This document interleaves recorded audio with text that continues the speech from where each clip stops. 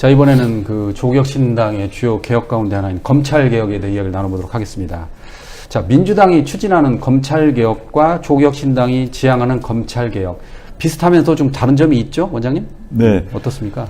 일단 지금 그 민주당과 조국혁신당의 검찰개혁 그 방법에 대한 차이 이전에 오늘 시점까지 보게 되면 현재 대통령실과 국정기획위원회와 법무부와 민주당 간의 의견이 해소되지 않은 것 같습니다. 그렇죠. 예. 이게 지금 문제입니다. 예, 예. 제가 과거 문재인 정부 때 민정수석을 했지 않습니까? 그러면 이런 중대한 문제는 이제 청와대, 당시 청와대, 특히 민정수석실이 중심이 되어서 법무부, 민주당 다 얘기해서 합의된 의견을 밝혀야 됩니다. 근데 지금 제가 상황은 잘 모르겠는데 여하튼 언론 보도상으로 법무부와 민주당이 그리고 대통령실이 다 의견이 다른 것처럼 표출이 돼 버렸어요.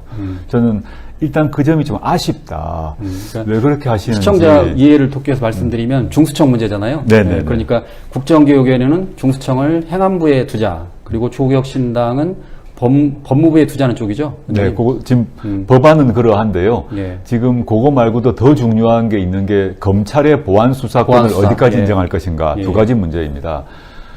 그래서 조국혁신당 이전에 현재 집권당과 정부 사이의 의견이 통일이 안 된 것 같습니다. 그래서 예. 민주당과 뭐 법무부 장관이 논쟁을 하는 좀 특이한 상황이라서 전 대통령께서 이제 한미 정상회담 성공적으로 마치셨는데 귀국하셔서 빨리 이 문제를 해결하셔야 될 것 같습니다. 그걸 먼저 말씀드리고 싶고, 민주당과 조국혁신당과의 검찰개혁의 차이는 이렇습니다. 소속을 어디로 둘 것인가의 문제가 있습니다. 그런데 이 네. 문제는 사실은 어느 쪽에 두든 간에 다 문제가 발생합니다. 그런데 법무부에 둘 경우는 아니 검찰이 이걸 다 또 장악하는 거 아니야? 이럴 경우는 법무부를 탈검찰화 시켜야 됩니다. 과거 문재인 정부처럼. 지금 이재명 정부의 법무부 간부는 검찰 출신이 지고 있거든요. 그렇죠. 예. 근데 문재인 정부 때는 다 탈검찰화 시켰습니다. 예. 검찰국장 말고는. 그래서 저는 법무부를 탈검찰화 시키는 걸 전제로 한다면 중수청을 법무부에 두는 방안이 있을 수 있고, 그런데 이제 중수청을 행안부에 두게 되면 어떤 문제가 발생하냐면 행안부 밑에 경찰청과 중수청 두 개가 들어가게 됩니다. 그렇죠. 예. 거대한 수사기관이 두 개 들어가니까 이거 어떻게 해야 되지? 그러면 지금 국가경찰위원회가 있는데 국가경찰위원회가 좀 형식화되어 있거든요.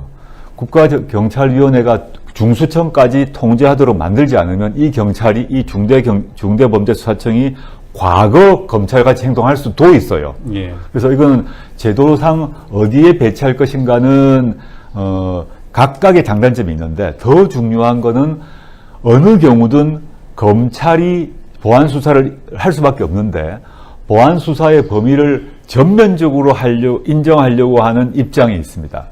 여당 내에 예. 또는 이제 현재 집권 세력 내에 안 된다.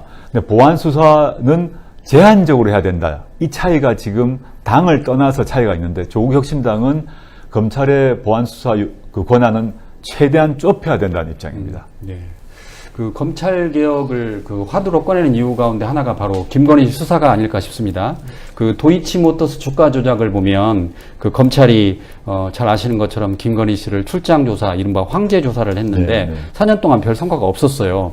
그런데 특검은 얼마 되지 않아서 김건희 녹취록을 발견했는데 그 녹취록에 보면 그 블랙펄의 계좌를 맡기고 40% 수익을 주기로 했다. 네, 뭐 그런 게 네. 나오잖아요. 네. 그걸 보면서 어떤 생각이 드셨어요, 원장님? 기가 막히더군요. 네. 정말 기가 막히고 사실 분노할 수밖에 없었던 게 윤석열 검찰, 윤석열이 지휘하던 총장으로든 대통령으로든 간에 윤석열 검찰의 그 추한 모습이 뭐 극명하게 드러난 사건이라고 봅니다. 선택적 수사. 네, 그렇죠. 네. 선택적 수사, 선택적 기소를 했던 것이 자명하게 드러나는데 김건희 씨, 그 윤석열과 김건희를 향해서는 검사가 아니라 변호인처럼 움직였어요. 예. 그래서 김건희 씨 사건 다 무혐의로 털었지 않습니까? 예, 예. 근데 그래서 또 특검을 계속 제출했는데 윤석열은 끊임없이 거부권을 행사해서 막았지 않습니까? 지금 보시면 윤석열이 왜 거부권을 행사했는지 알 수 있었던 거죠. 특검이 되는 순간 증거가 다 나와버린 거죠. 그럼 과거 검사들, 특히 뭐 심우정 검찰총장 포함해서 이창수 중앙지검장, 조상원 차장 뭘 했을까? 김건희 범죄 혐의를 덮기 위해서 노력을 다 한 거 아니겠습니까? 이 사람들 다 퇴임을 했는데 모두 재수사해야 되는 겁니다. 이 사람들이 왜 그랬을까? 네. 이제 그 특검 이후에 나왔던 녹취록, 수사의 기본입니다. 그거는 당연히 나와야 될 수사인데, 아예 그 압수수색을 안 한 거죠. 그렇죠. 네. 말이 안 되는 얘기죠. 증권수사, 주가조작 수사에서 기본을 안 지키고 증거가 나올 것 같으면 압수수색을 안 한 거죠. 이건 말도 안 되는 경우인데요. 이 정치검찰임을 스스로 자백했던 사건이었고, 수사기소 분리가 왜 필요한지 극명하게 보여주는 사건이고, 이번 기회에 이제 검찰개혁은 필연적으로 될 것인데, 과거에 윤석열, 김건희 범죄를 덮었던 정치검사들, 옷을 벗었다 하더라도 반드시 수사해야 한다고 봅니다. 예. 계속해서 검찰 이야기를 해보면 그 조국 혁신당에 그 끝까지 간다 특별위원회가 네, 있나 네, 봐요, 네, 네. 위원장님. 그래서 김건희 봐주고 도망간 검사, 그 심우정 전 검찰총장, 이창수 전 중앙지검장, 그리고 조상원 전 검사들을 조국 혁신당에서 직무유기 및 직권남용죄로 고발을 했습니다. 네, 그래서 네. 그 내용을 우리 차규균 의원이 페북에 이렇게 올렸는데 우리 원장님께서 그걸 이렇게 링크를 거셨더라고요. 네, 네, 어떤 네. 의미가 있나요? 뭐 아까 드렸던 답변과도 관련이 있습니다만은 그 심우정, 이창수, 조상원, 뭐 그 사람만이 아닙니다. 더 있습니다, 사실은. 부장검사, 부부장으로 내려가면 더 있는데 이 사람들에 대해서 인사조치만이 아니라 범죄라고 저는 사실 봅니다. 특히 법집행기관이 법집행을 왜곡한 경우 더 중하게 처벌돼야 될 일이죠. 예. 그래서 직권남용이건 또는 독일 같은 경우는 법 왜곡죄라는 게 있습니다.